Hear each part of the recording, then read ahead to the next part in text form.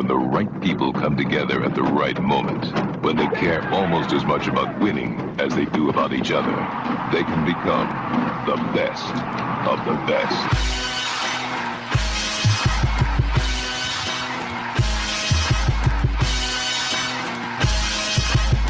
Welcome to the best soccer show, the best soccer show in the whole world. Here we go! It's the best soccer show. Jason Davis, Jared Dubois. I'm back. We back. We back.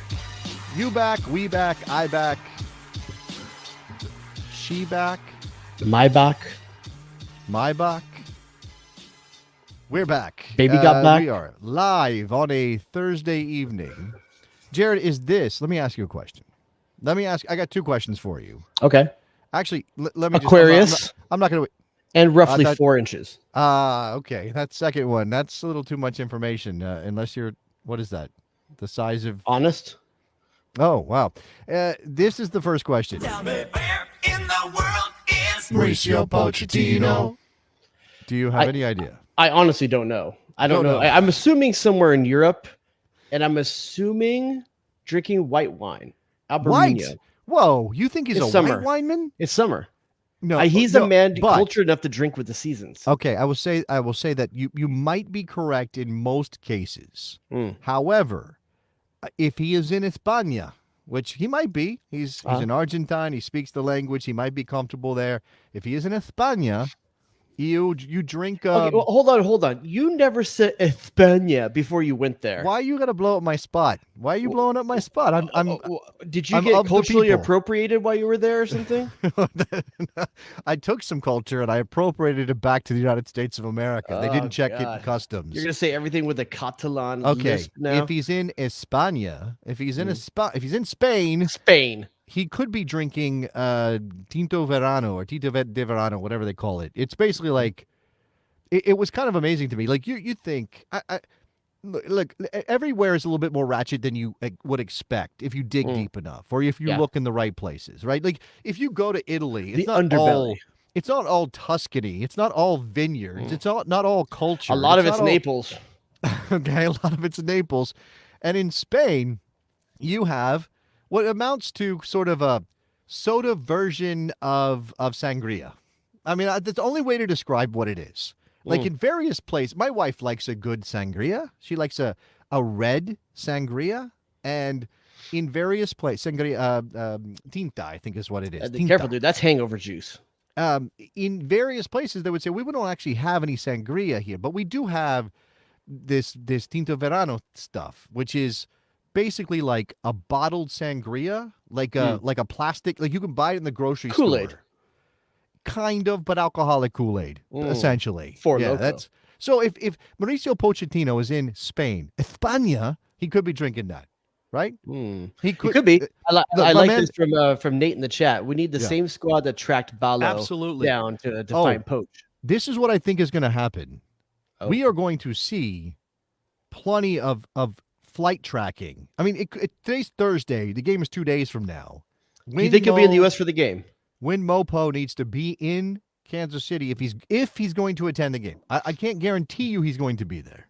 Is it a honest evaluation of his commitment to this job if he is to judge him by whether or not he's here for this game? If he's serious, he's not if being it- paid, right? He's Okay, not hold under on. contract yet. If this is real, I mean from both parties, not just from Pochettino's perspective, but from the U.S. perspective. If this is real, and we're not being bullshitted left and right by people that are bullshitting us all over the place, then he needs to be in Kansas City. And I need to see pictures of him at Joe's buying some burnt ends. I get it, I but need to here's see some photos of him at Boulevard drinking some local brews. I need to see Mauricio Pochettino in the American habitat being an American dude. That's what I need to see. So wait, how many jobs did you go to when you weren't getting paid?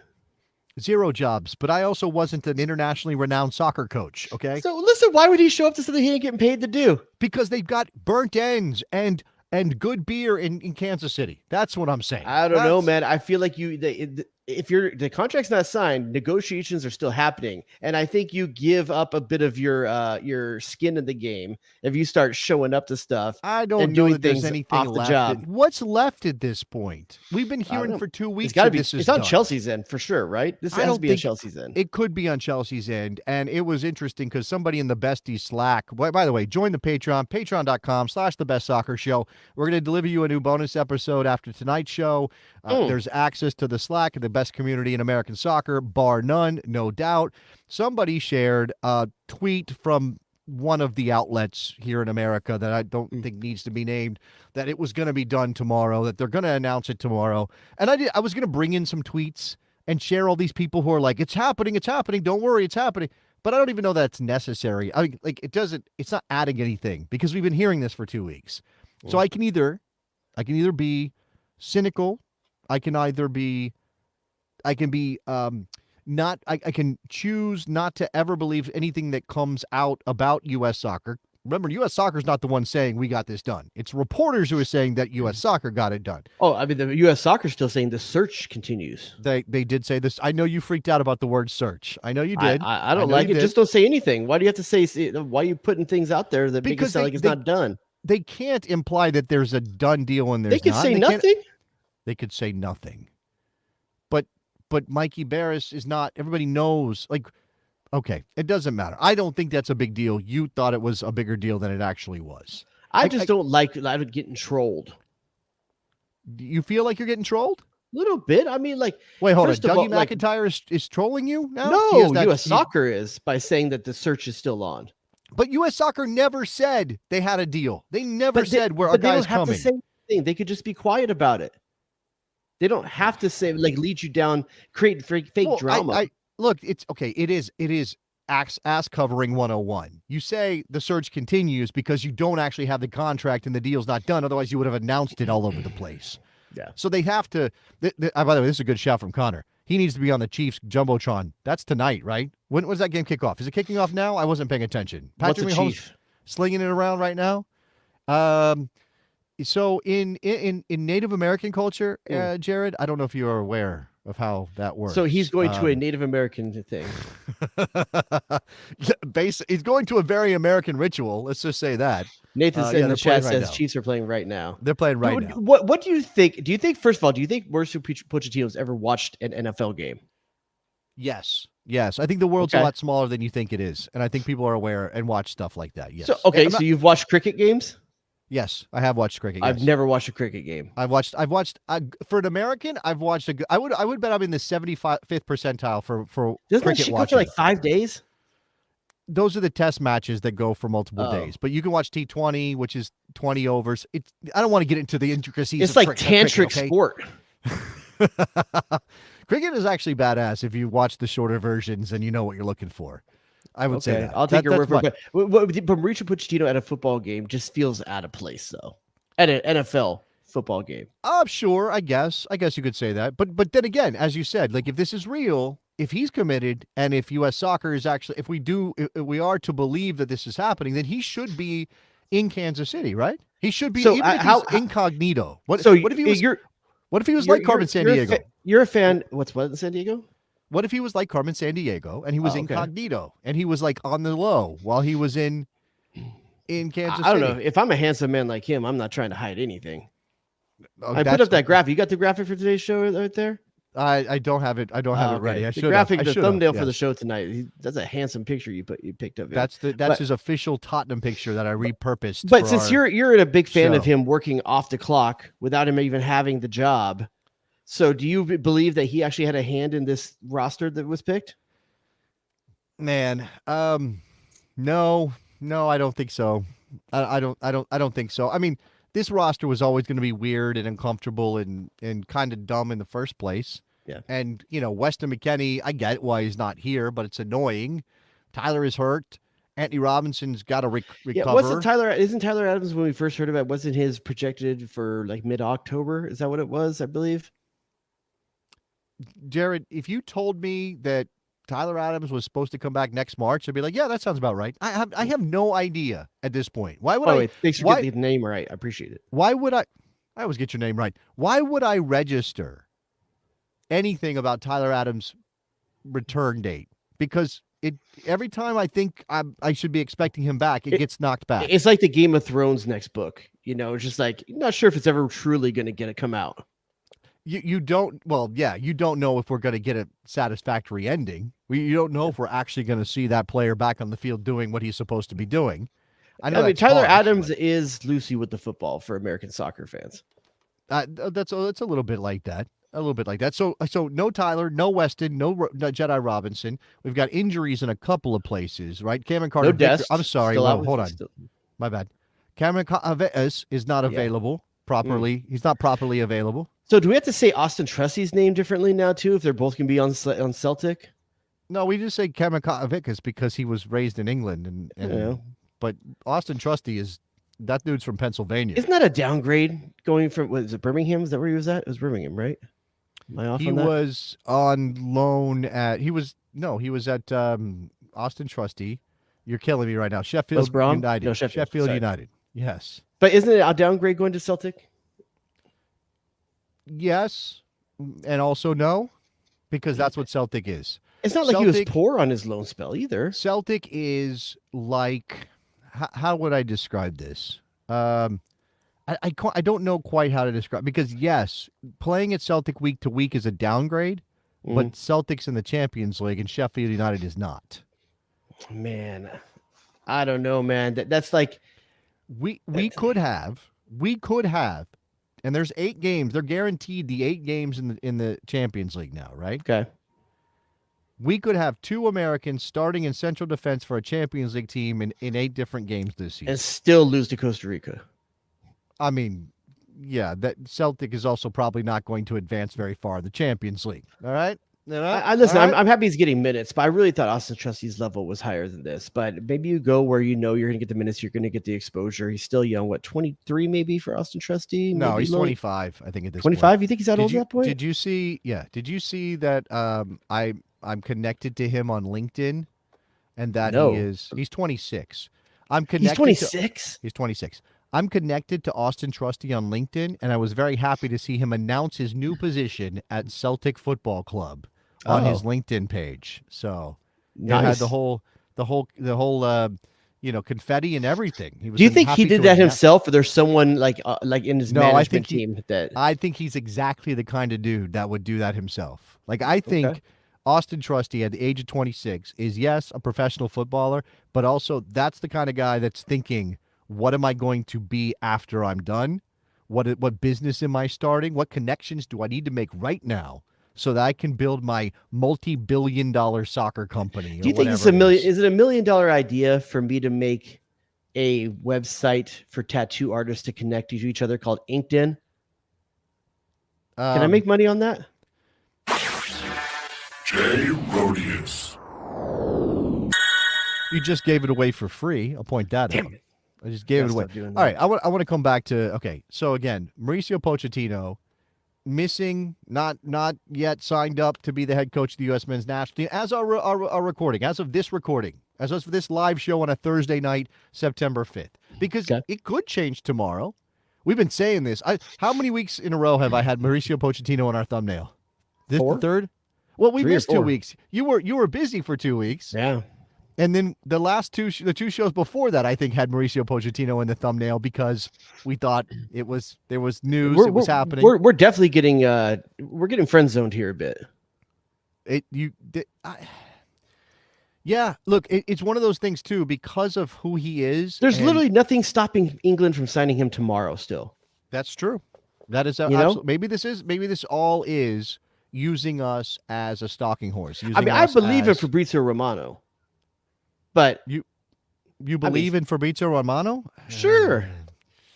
Okay, sure. Sometimes. I mean, he stole your catchphrase, but other than that. No, I don't know if I believe in Fabrizio Romano as much as I believe that the people who feed him information have good reasons for that.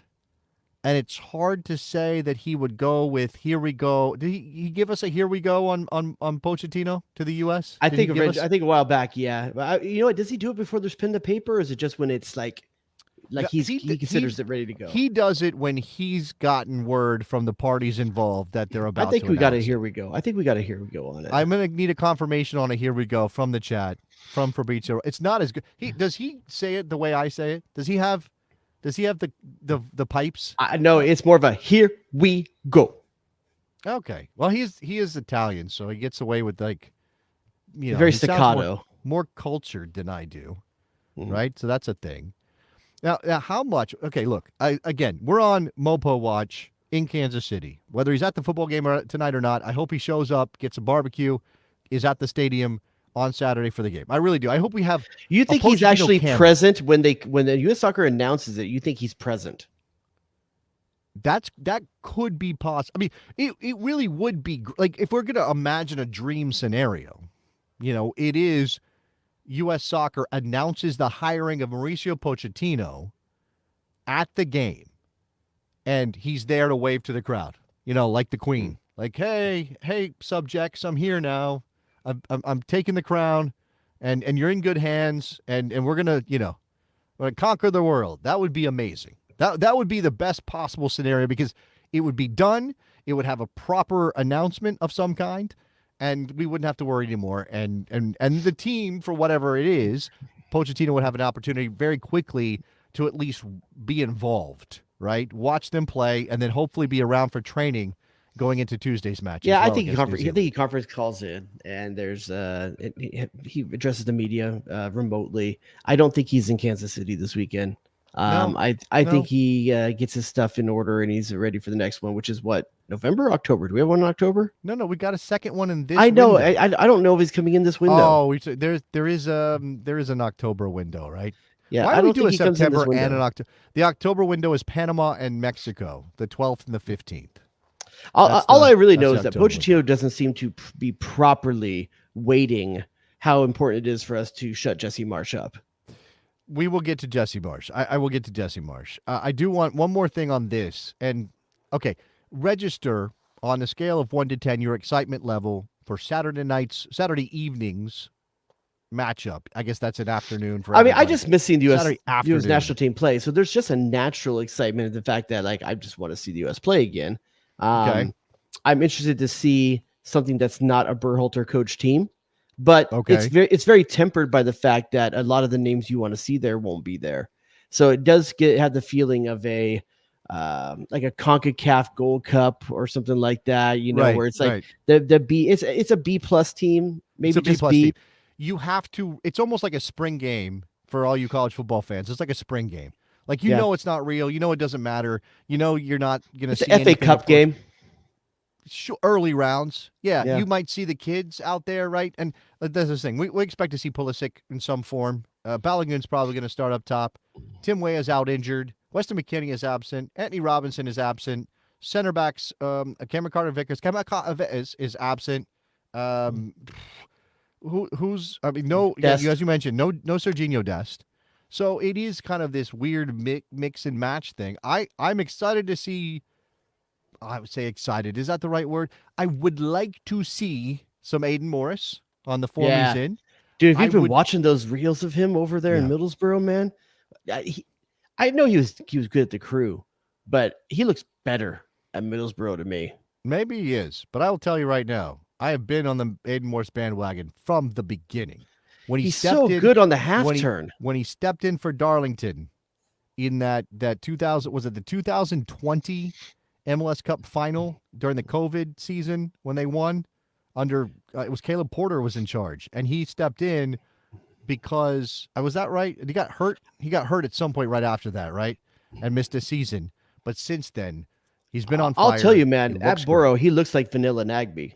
Like he looks like Darlington Nagby. Like the way he plays right now, it is very Nagby-like watching him play.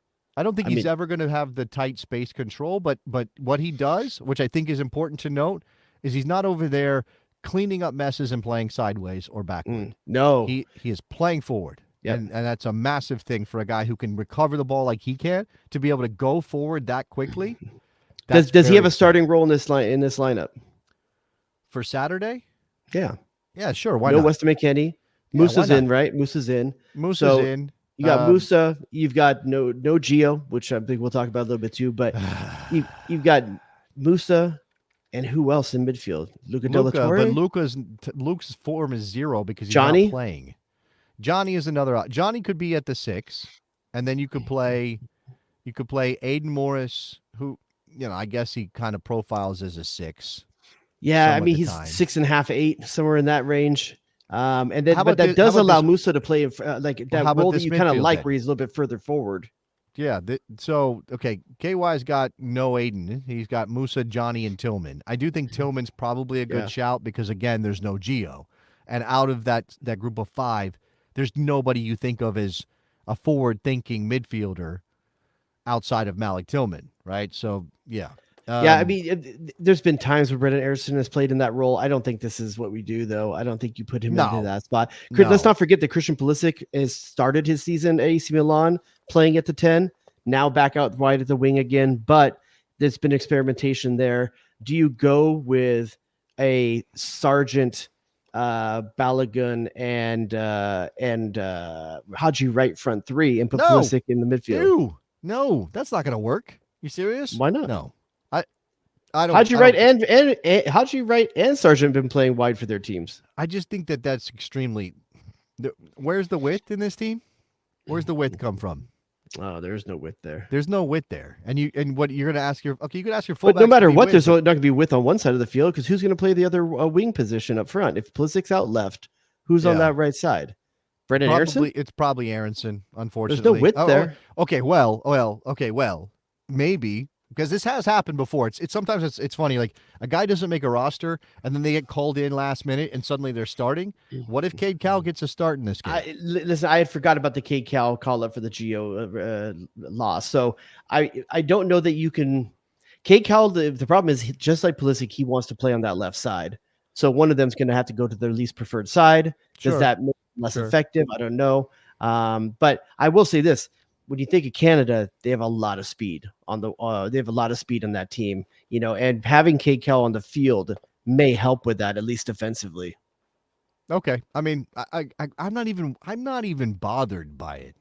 Like, I'm not bothered by it. Like, I don't even know if I have a preferred... You're not bothered by what? I'm not sure I have a preferred lineup. Like, if you told me that Mikey was throwing out what you just said, that front 3, okay, sure. And playing Pulisic underneath them, why not? It's a time for experimentation, though, right? Go for it. Like, what the hell, man? Who gives a shit? We're on a rebound. We're on a rebound. This is where you try kinky shit. That doesn't matter. I mean, that's the thing. Like, this is not the real relationship. This isn't who you're going to marry.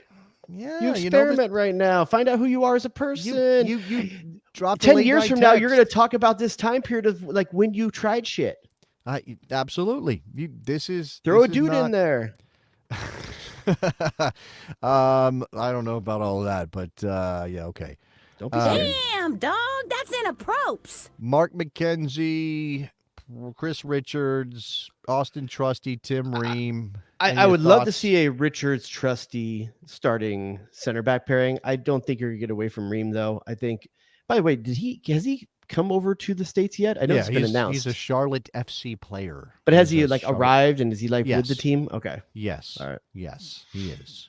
So we'll see how quickly U.S. soccer fandom turns on him now that he doesn't have that European smell. You know what? The only thing I really care about, this is really truly, I'm being completely honest. Like I mentioned, I would like to see Aiden Morris get a run in one of these games. Beyond that, the only thing I really care about is that Patrick Schulte starts at least one of these games in goal. That's the only thing I like that. I think that he is on the heels of Matt Turner. I think Solina, which Gaga Solina did not get a call up here. I think that's kind of weird. You kind of expect it. Maybe because he's actually getting some minutes. They didn't want to mess with him, let him keep going that path. But I do like me some Schulte. I think that he is I wouldn't be surprised by 2026 if he's a starting keeper. I wouldn't be shocked by that. No. But a lot of that it's Matt Turner's job to lose. Despite his club situation, he still has not been poor at the national team level. I know, but not poor. There's this thing about, if he hadn't been bad for the national team, he can't really pull him. I don't know if I buy that. You're at a spot right now where you have to start changing center back pairings too. So how much do you change in that defense at once. But if you're going to do okay. it, you got over a year and a half to make it work. Maybe you start making that change now. Okay. Well, let's talk about the guy who's not there. I mean, we mentioned the kid Cal got a call up. Maybe he'll play. No Gio Reyna. He once again is missing. I saw a tweet. They're still called tweets, right? I don't know what they're called anymore. Well, he's not missing. He was there. They're called musks, right? They're called. They're like, man, I really had a called good tweets musk today. I Elon'd my ass off today for like okay.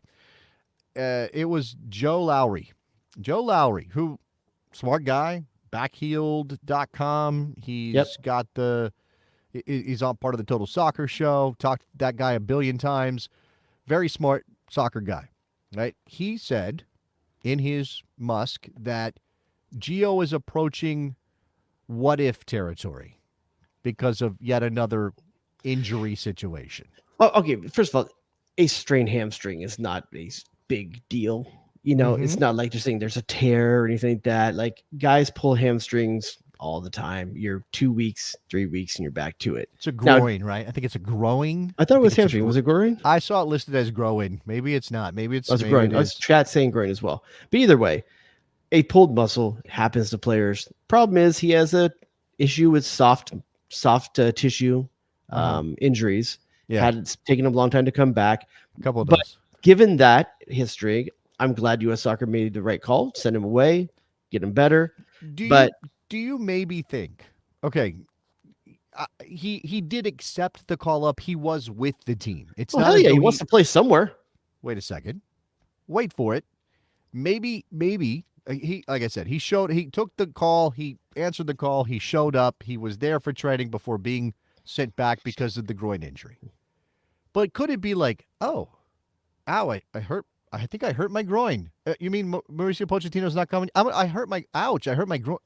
So really? I can go back to Dortmund. That's the level of conspiracy theory that you're at right now? You think it's conspiracy theory? Players do this crap all the time. Of course I do. Why would this dude not want to play a minute? He's getting no minutes professionally. Because his minutes that matter are going to be at Dortmund. And he's got a new coach at Dortmund. I know it's a guy who knows him. You think he's going to go there after saying he has a pulled groin and they're going to magically play him? It's an international break. I'm saying he is there in front of his coach training the whole time, or at least there to work it out. Yeah, I'm not saying he's 100% I'm not saying there's no injury. I'm saying that it may not be the kind of injury that would keep you out of a game, except in this situation, hey, why would I stick around with a tiny little injury to play for the interim head coach when I can go back to Dortmund? That's some QAnon stuff right there. That's not even close to QAnon stuff. And again, it is, players do this stuff. This is the one thing in his life that's good. This is the one thing in his life that's good, Jason. But is it though? It's Kansas City against Canada. If it was a World Cup qualifier, I don't think he'd be going back to Dortmund. It's boots on a field. He hasn't been on a field in how long? He just played. It wasn't much, but he just played. I'm just saying. The guy needs to showcase something. What matters more for Gio Reyna in the long term? Like proving he can play for the national team? Show me when he has ever thought long term. Show me where Gio Reyna has ever thought long term. He just got engaged.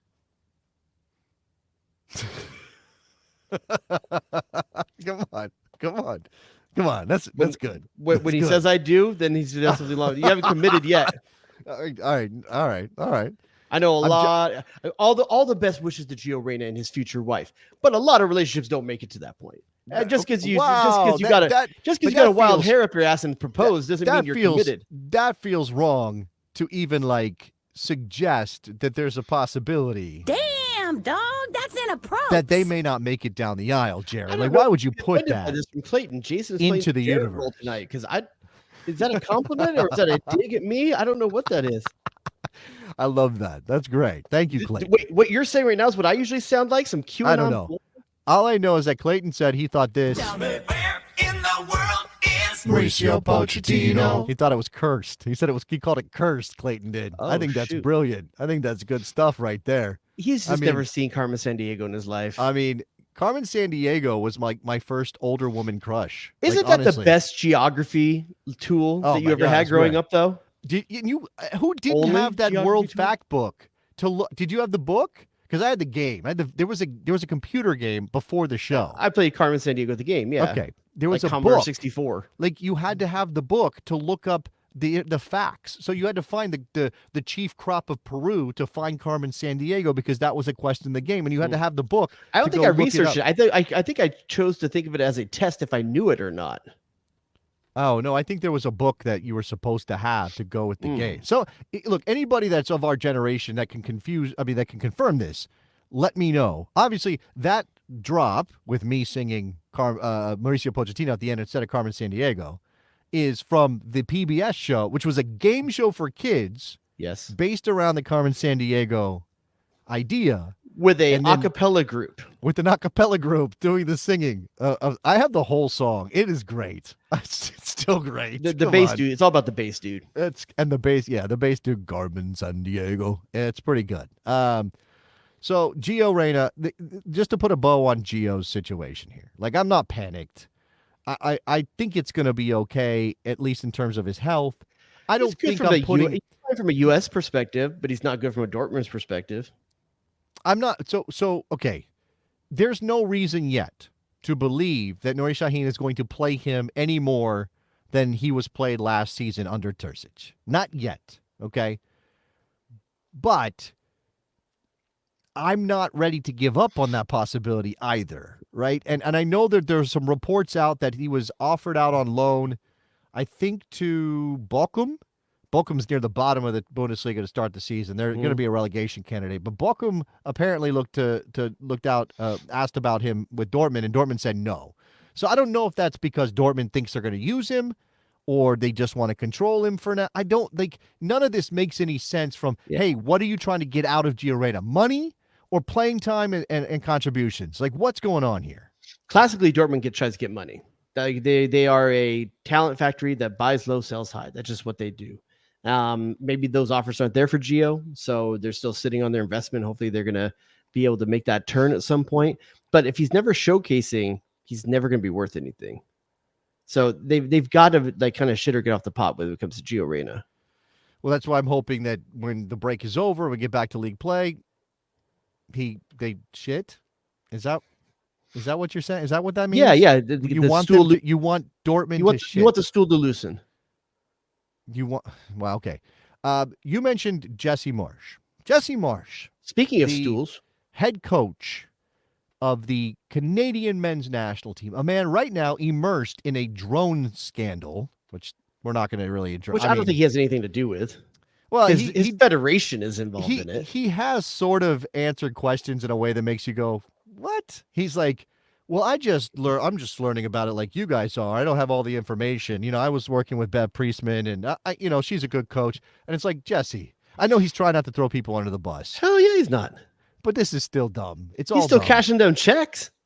But it was what Jesse had to say about the U.S. men's national team when he was on that. What's the name of the podcast that he was on? That was before. Call it what you want, I think is what it's called, right? I don't know what I want to call it.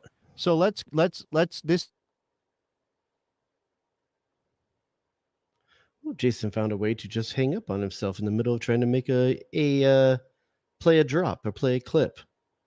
Chat, let me know. Am I live with you? Oh, here he comes. This is going to be great. I can't wait for this. What happened? You're about to see.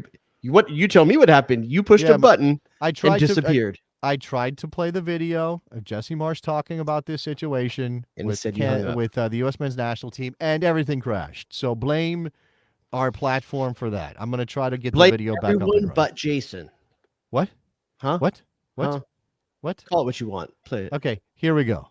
Okay, so Jesse, I asked you a really long question. I'll make it shorter. Do you think our player pool for the U.S. needs to get tougher? Look, I don't know. Question. But here's the funny thing is that a lot of the players that were clamoring to get Greg back were also the ones that are now saying that it's time to move on. Like, I don't know. You can't, for me, like this sport and this world that you play in has to be about constantly being challenged to be your best, period.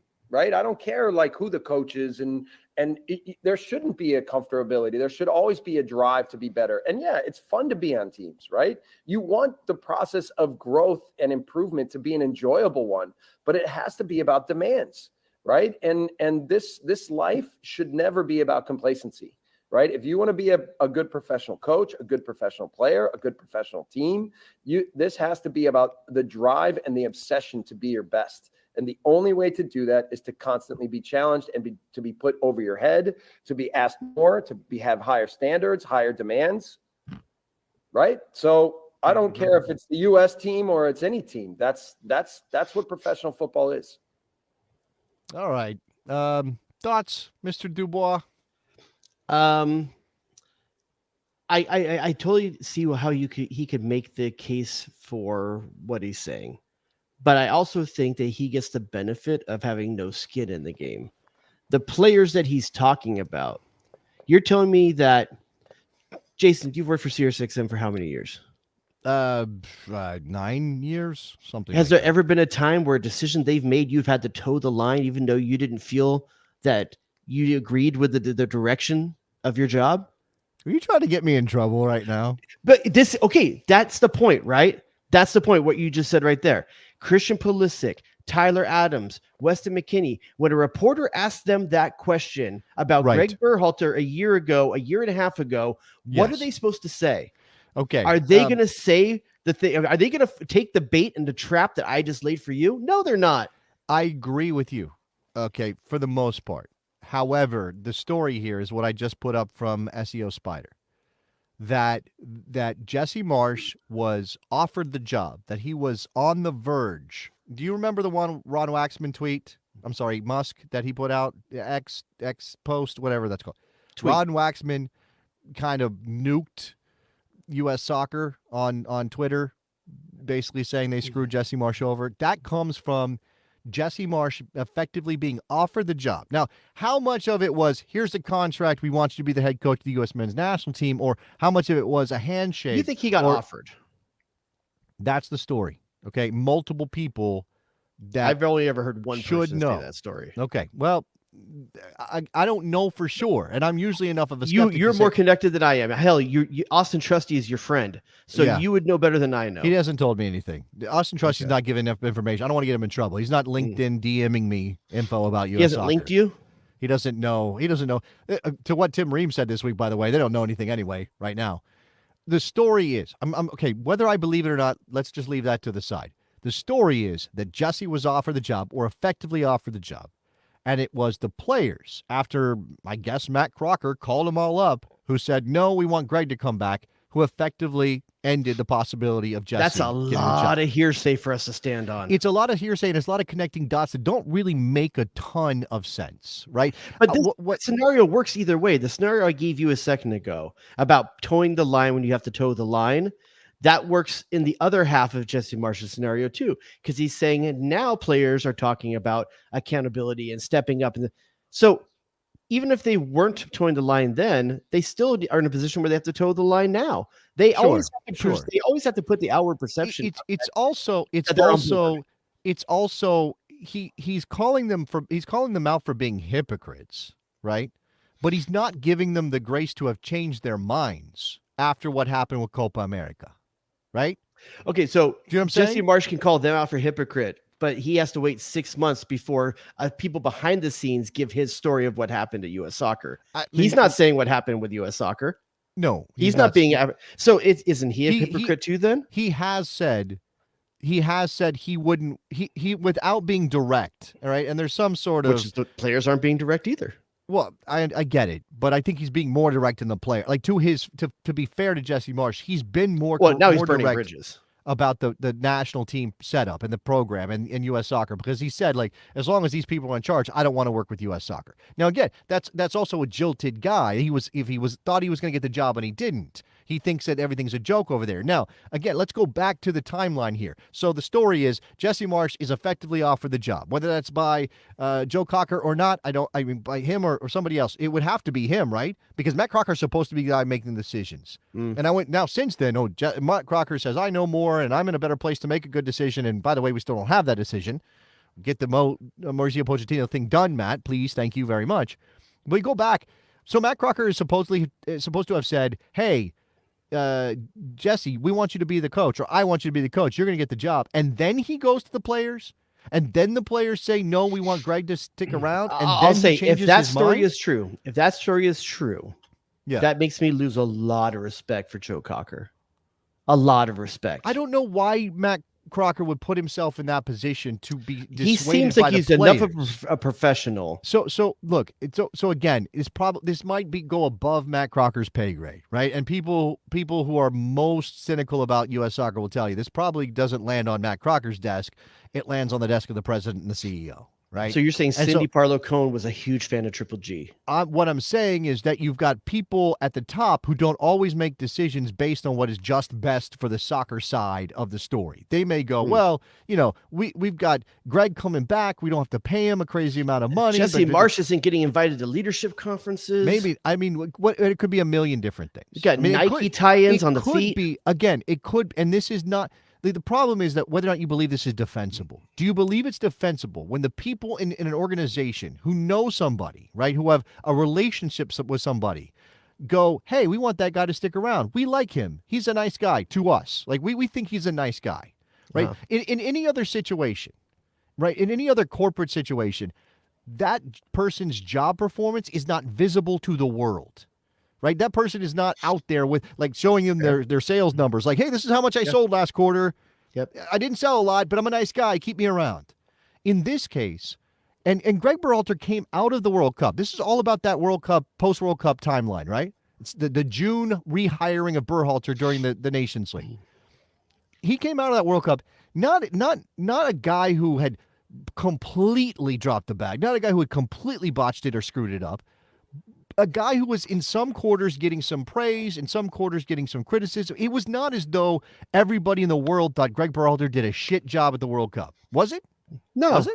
No. I think they hit most expectations, fell short of others, but sure. I mean, you can look at the game against Holland and say, well, he got outcoached by a billion times over. But you also look at the game of the England and say that they overperformed. Whatever you want. Look, and again, that's eye of the beholder kind of stuff, right? Mm-hmm. So he comes out of that World Cup with the whole investigation and the Gio thing hanging over his head, and my reasons for not bringing him back were largely that he told tales out of school about Gio, which I thought was a transgression you shouldn't forgive, right? But U.S. Soccer, from a performance perspective, could say, well, he didn't do terribly at the World Cup, and we know him, and the players know him, and to them that was a positive, not a negative, right? It's only now, post Copa America, that we're all like, well, they were too comfortable. And I know some people were saying that ahead of the Copa America tournament, but my point is that Jesse is relitigating something that at the time was not crazy.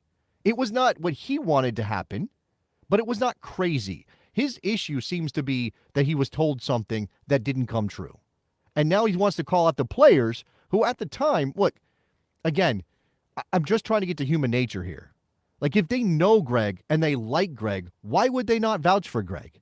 Why would they say at that moment in time, you know what, we need a new coach. We need a new challenge. I don't doubt that there's players that advocated for Greg Berhalter because they felt like they were building something, that they were going someplace.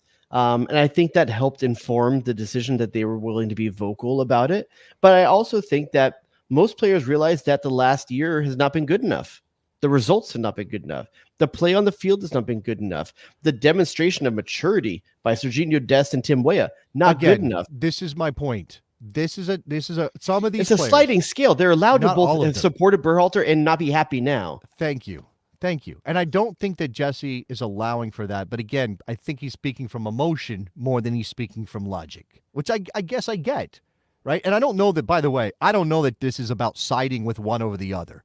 Both of them can be wrong. U.S. Soccer can be wrong with how they handled the whole thing. And Jesse Marsch can be wrong with how he is responding now, right? And again, none of us were in the room when he interviewed with U.S. Soccer. None of us were there when he was apparently offered the job, if that's a thing. None of us know exactly what the players said. We know through reports that they apparently vouched for Berhalter. And we have Pulisic went pretty public with some support for Berhalter. I think Tyler Adams went pretty public with some support. But I mean, it's not like there were 23 guys who like you also named the two Sydney's captains. Offer. What? You also named the two captains. I did. That's true. That's a fair point. But they don't. They still don't speak for everybody. They speak for themselves when they're not on the field. They don't speak for Ricardo Pepi. I mean, but that's John the thing. Brooks. Like, we don't know. Do you know how they actually feel? You mean? Yes. No, and I don't think we're ever going to, and I don't think we should. It's their business. Their business. I'll be honest. I'll take it a step further. I don't give a shit. It doesn't change what the coach's job is. Yes. How the players feel about the coach should never fall into play. It should never matter if the team is getting the results it needs to get. Now, if the team's not getting the results they want, yeah, locker room attitude, what players think start to matter, because then owners are looking for outs. Presidents and CEOs are looking for outs. But if it's winning, no one gives a shit.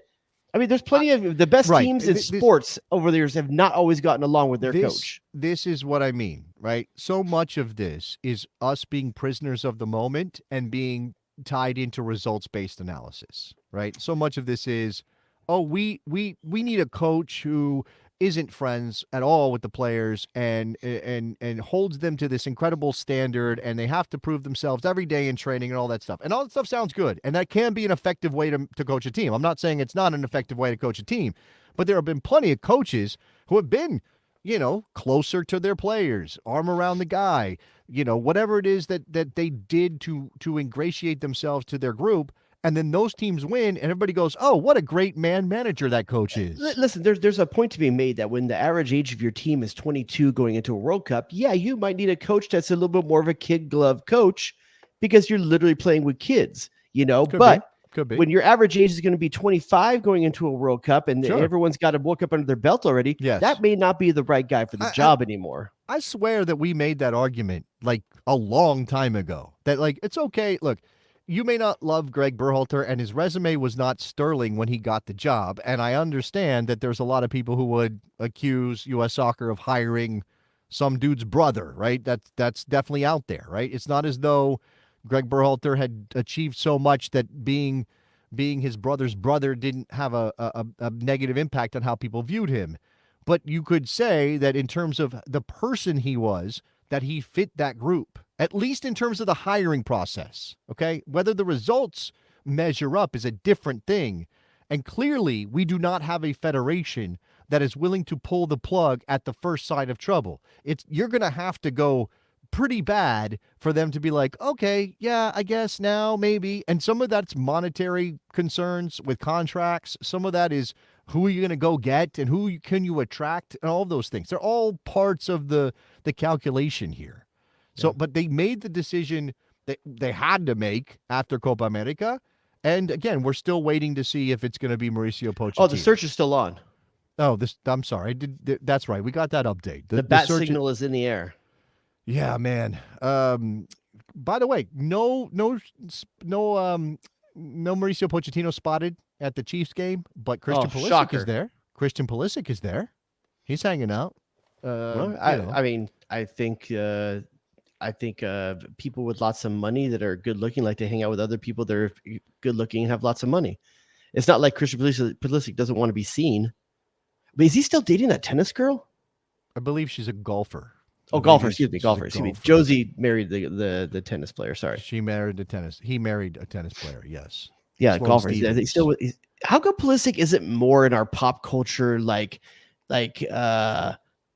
who's he dating zeitgeist? Like, why is that not a thing? He's just not that kind of forward-facing guy. Like, I think he's on social just like everybody his age, but I don't think he actively courts it, I guess. I don't know. Man. I don't know. I mean, Weston out there dating models. He doesn't have a dynamic personality, does Christian? Like, I'm sure he's a nice guy, but we talked about this. You called him a little milquetoast, a little vanilla. Like, he's that guy, you know? I feel like, what do you think Christian Pulisic's favorite movie is? Christian Pulisic's favorite I'm movie. I'm gonna say something along the lines of Shia LaBeouf's Holes. Why? Why exactly? I think he peaked around 14 years old, and that was his favorite movie, and that's the best it's ever going to get. I've been thinking a lot about this movie recently. I want his favorite movie to be Pop Star, Never Stop, Never Stopping. That's what I want his favorite. So I've movie only watched that one once, and one of my favorite movies of all time is Hot Rod. I know. I love The Lonely. And I've only ever watched that movie once. I think I need to go back and give it another. You should watch it again. The music part of that is awesome. It's pretty good. And speaking of that, I can't believe we have another podcast rec on our podcast.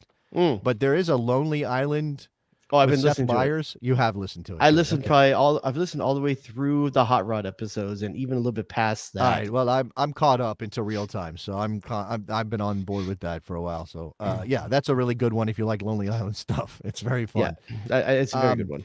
All right, let's spend a couple minutes here talking about the retirement of Alex Morgan. She announced that she's going to be hanging up the boots after Sunday's game for the San Diego Wave. Hanging up the boots because she's been knocking the boots. She has knocked some boots because she's pregnant. Thank you for that's Jared giving us his his What's her words husband's in the name bees. again? He played for the Galaxy, for God's sake. Well, I can't His remember name his name. is Carrasco. What's his first? Oh name? yeah, somebody help me out. All right. something Carrasco. You're right. So, Dang it. He literally played for the Santino. No, Santino. No, that's Santino. Caranta. Caranta. It's not, yeah, Caranta. Dude, what's Sino Carrasco. Caranto doing now? Is he working for He's a DC? He coach. seems like he'd be... No, he's a coach back in Maryland somewhere. Like, Really? Is it Carrasco? Do I have that right? Somebody's gonna help me out. Carrasco's right. I just can't think of his first name. And he played for the Galaxy. I don't know why I can't. He did for a hot second play for the. Oh wait, Morgan says his name is Alex Morgan's husband. Fair. I mean, fair. I mean, we yeah, do that with sure. women all the time, right? Oh, We yeah, do that of with women course. all the time. Oh, he's the ultimate wife guy. That guy, Alex. By the Morgan. way, and I'm sure she Servando Carrasco. There. Yeah, it is. and I know she's not going to claim it because it's borderline, and she probably wouldn't get it. But I'm claiming her as IE. I'm claiming her as Inland Empire. I know. I think that's okay. I mean, I think it's okay. You're going to make that claim. Whether she would accept it, I don't know. She probably wouldn't. No, she's from where? It was Yorba Linda, San Dimas area. No, it's Yorba Linda, I believe. So I believe it's Yorba Linda. Okay, I don't know enough about the geography of. It's technically Orange County, but it's on a side of a mountain that I would consider an Inland Empire. But no one wants to claim it. There was no Inland Empire geography in Carmen, No? San Diego. No, they didn't include that in the show. Did they know Landon Donovan was born Where there? is Rancho Cucamonga in relation to Ontario and Redlands? Like, I have no idea. I'm so proud of you that you know those names. Because I know soccer players who are from those places. That's about Yeah, baby. Actually, it's a little bit of a bittersweet week for IE. If you're going to claim Alex Morgan, she's retiring, and your boy Carlos Bocanegra got fired. So you know what I would love to do on a bonus show one time? I wish if there was a map that plotted where every U.S. soccer man and woman pool player with at least, let's say, minimum of 25 caps, where they grew up, their hometown. Okay. If you plotted all that on a map, and I would love to play a game of who can field the best 11 within 20 miles of a geographic area. Oh man. Like pick 20 miles and and so what's the best 11 you can make? What's the best 20-mile radius? There are two places in the country that would be the obvious candidates to win this battle. It is your area, I think. Yep. I agree. It is also Kearney, Newark, Harrison, that New Jersey. Jersey. There's the sheer amount of options you would have, I think you could probably get out into that LA area as well. LA is really spread out though. I'm trying to think. Okay, so St. Louis would have a decent shout. I know that we're this is narrow casting. We're doing local heat here, but you tell me. She went to Diamond Bar High School. Yeah, Diamond Bar, Yorba Linda, right next to each other. They're basically they touch. So okay, all right, basically the same thing. Right. Basically the same thing. But there's actually an argument with Yunus Musa and Tim Weah and some others that like NYC has probably got. Yeah, especially if you consider people who actually just had to be born there. Well, if you put this pin, No, Gio's never mind. He was in Manchester. My bad. If you put this pin in the water, like south of Manhattan, and you get a 20-mile radius right there, which would be Jersey, New York City, some of Long Island. Yeah, you're probably that's if you position that Venn just right over the right cities. But it'd be an interesting thing. Yeah, I want a tool where I can do that. But St. Louis, I think, could have some play. I think Chicago area could have some play. There's a few areas that Chicago's you can do big okay. though. 20 miles is not going to cover. I mean, all of Chicago. And obviously LA. The reason that we're talking about IE is because LA's big. So you're like, oh, they're from the LA. San Diego's got a decent shot. You can get a good pay, maybe 5 out of 11 out of San Diego, but I think it's be tough to compete at 11 on 11. So anyway, not to steal Alex Morgan's. But let's finish this thought. What we need is somebody out there with entirely too much time on their hands. Somebody out there who loves a good database to plot the birthplace of every American soccer player, of any note. 25 caps or more. 25 caps or more. Okay, 25 caps or more for the national team. Man, that takes Sasha Victorine out of my men and women, please. Like we want to get this both down. So plot all of those. Put those into a database so they can be plotted on a map. Is 25 too many? And then give us the opportunity. Like if 25 is a lot. Then overlay those coordinates onto the map so that we can use our 20-mile radius to figure this out. So Jared can feel good about where earlier. He's I think it was Aaron told us he's a geographer by profession. Come on, baby. Oh my God, that's a thing you can be? You can be a geographer? What is that? Is that even the right term? I don't know. Geographist? What do they call map people? I don't even know. Mapists? There's a word for that. It's a much fancier word. I don't know, man. But I think we need to take 25 down. 25 is a lot of caps now that I think about it. That's a lot. I think you have to at least a cap. A cap? Oh my God, that opens up so many. Okay. A cap? I don't know. I think some regions of the U.S. need it to be at one cap to have enough people to even consider. This is the word for the map people, cartographers. That's map. That's not different. That's you make I know, a map. but I said mapists. That's clearly not wrong. So that's definitely wrong. Don't change that M to an R. Oh man, no, definitely don't do that. I'll take the rapist for 400. Okay, so Alex Morgan. So yes, coming back to her, whether she's IE or not, she's one of the best American players of all time. You know, she has the misfortune, and I'm doing scare quotes. She has the misfortune of having played for the U.S. Women's National Team, which has names like Abby Wambach and Carly Lloyd and Michelle Akers and Mia Hamm, and the list goes on. So where does she? I mean, is she sort of properly ranked based on her goal number relative to everybody? Are we ranking her else? positionally, or just like in terms of her stature as a player for the national team overall? Man, that's so. She's not on. She's not in like. She wouldn't be S tier striker. No, I think Abby Wambach's got her. Yeah, I think Mia Hamm has her. You know, if there's a 1-2 right there, I think she's third in terms of the prolific strikers. So we're not playing. We're only playing with one these days. But if you were playing a 4-4-2, would she be on your second team? I don't think on my second team. Yes, on your second team. In a 4-4-2, Abby Wambach reigns supreme in a 4-4-2. No, the ability to play back to goal and like to play that old school number 9 position. There's no one else in the women's game that's ever done that. That's why I asked if you makes your second team, because Abby's on your first team. As Mia Hamm on your first team, and then that means Carly Lloyd is on your second team. If I'm playing a 2 striker, then for me it's Mia Hamm and Abby Wambach. They're just that's an amazing 1-2 combo if you think about it. What one has and the other one has, they're very different, and I think they would combine well. I think Alex Morgan is probably the best 4-3-3 forward. It's not out of big them. Little, but it is that kind of vibe. Well, Abby Wambach's the back to goal player, and then Mia's playing off of her. So that's what I'm asking you. So and you could make an argument that depending on what part of her career you're talking about, Alex Morgan could play either one of those positions. Agreed. I still don't think that she is as good as either of the two players at their best. I think she is probably the best athlete out of them. I think she is probably faster than either one of them. She was. Yeah, it was. But I think the other two were so good at what they did. And granted, they got the chance to play against women's teams that were not at the level where the women's game is now.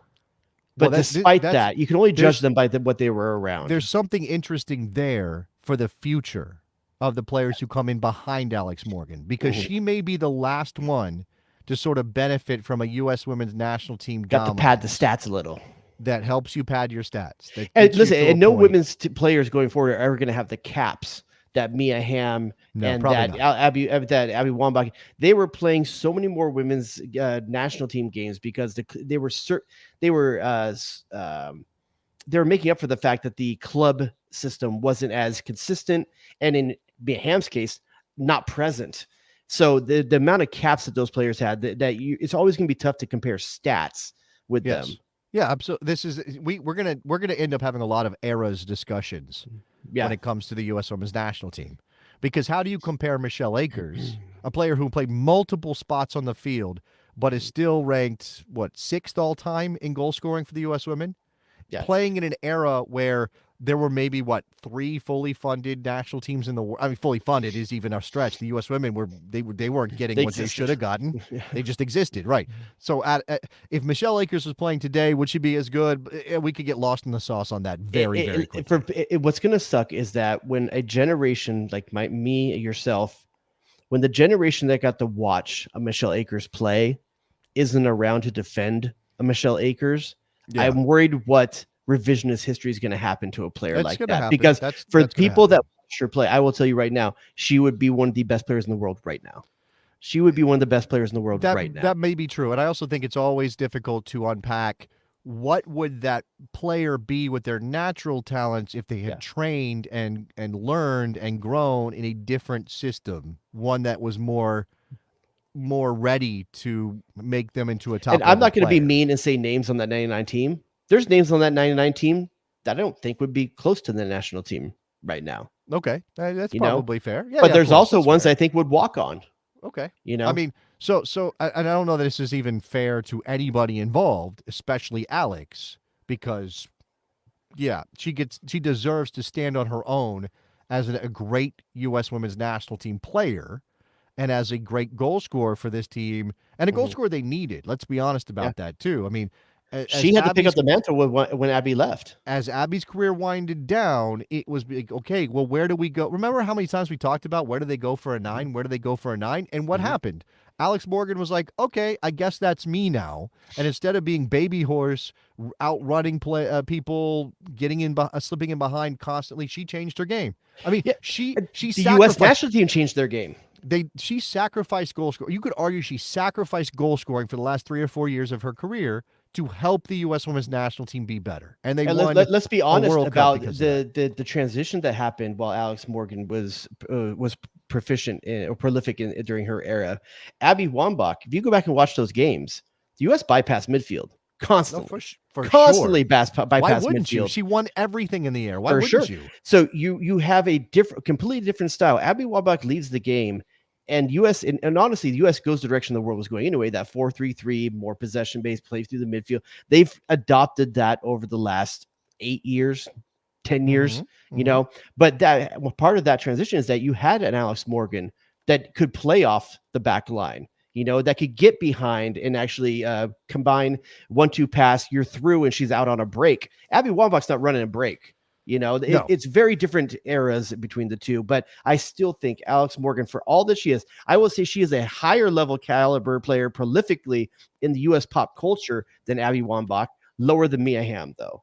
I would say she is up. You mean like just her resonance as a figure? Yeah, I mean, there's lots of reasons for that. I mean, you can't kind of pull out her conventional attractiveness as part of who she was as a figure, but obviously there was never any question she was good enough for the national. I mean, the last couple of years we talked about whether it was time to move on, but at her prime, it wasn't like, oh, she's only there because of X, Y, and Z. No, it was because she was good, because she scored goals. And if we're talking, I just wish she had a good European season or two. I really wish she had made those work when they were over there. That's the one thing that's really missing from her resume.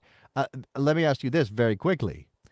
In terms of iconic moments, men's, women's, doesn't matter. Iconic moments, American soccer, I think it is Brandy and the shirt in 99.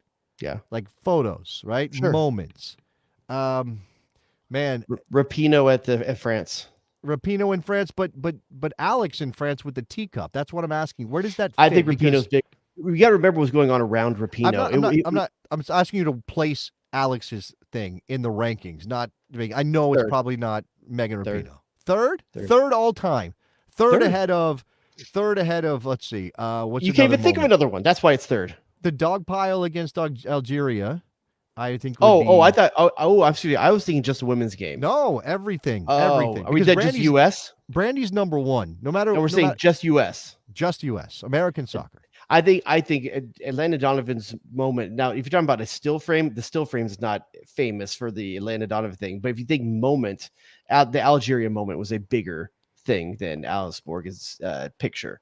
But her picture is iconic more than anything I can think in the men's game. I guess it's kind of hard to pick. Bigger than Gooch's stare down at Borghetti. Bigger than Deuce face. Yeah, those are the candidates. I think. Bigger man. than a picture of Alexi Lawless in '94. Yeah, any picture of Alexi Any Lawless picture, in 94? any of those pictures Any in picture. '94. Any picture is of it Lawless bigger? in 94. Yeah, it's a moment. It's a sort of an orchestrated moment rather than an impromptu moment or something that happens on the field. Like, could we argue Tab getting his head cracked is like a bigger moment? Maybe, but it's not. Nobody remembers that exact. Goes, yeah. It's not out there. It's not out there like that. The women's team had the benefit of having tremendous success at the correct time, pop culture wise. You know, it's big. I don't know if the average I think it's the average men's team fan is not properly calibrated to how much bigger the women's team is. You think that? Well, that might be true now, but I think that's also partly because okay, I see what you're saying. There's a generational thing there, right? Because we had 2002 on the men's side, but other than that, it was mostly like the women are the best team in the world. They're more important. Americans love that to American soccer than the men's team was. Right? There's way more pictures of Alex Morgan on kids' walls than there ever was of Landon Donovan. That's probably true. I think that's probably true. Definitely true. That's probably true. I can't prove it, but definitely true. Definitely 100% true. And that is if I'm Alex Morgan, honestly, if I'm Alex Morgan, that's one of my. I would be so happy with that if that was my legacy. Oh, absolutely, absolutely. That's something, by the way, man.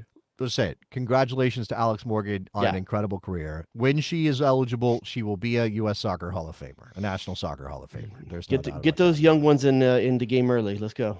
All right, so go over to the Patreon at patreon.com/thebestsoccershow and sign up because it's cool and there's people there that share interesting things and have good conversations. And I'm going to come up with my IE Best 11 on the bonus show right now. Oh, is that what we're doing? I have no idea what we're doing, but we could. Man, I can't even claim an area to be like this is the best 11 from my area. Like I don't even feel I don't you feel get to claim the whole U.S., dude. I don't. That's not. I thought you were Sacramento till you die.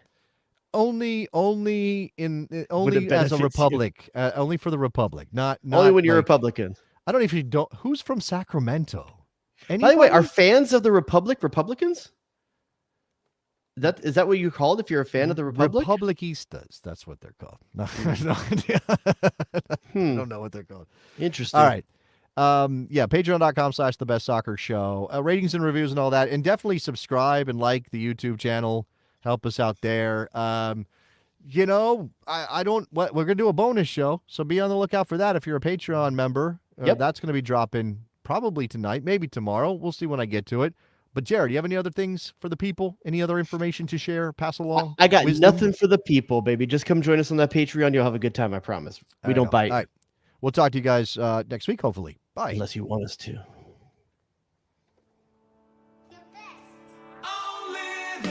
Get to the chopper! Can I get a manager? Can I please get a manager? We are at DEFCON 1. DEFCON 1? Is that JTT? OFFBG13, it's JTT! Who? It was there. Oh, here we go. Saucing them up. Hit him. What? Michael freaking Orozco for scout. Oh, baby! Duh and or hello. Damn, dog, that's in a approach. I think I'm starting to like Cincinnati. Tell me where in the world is Mauricio Pochettino?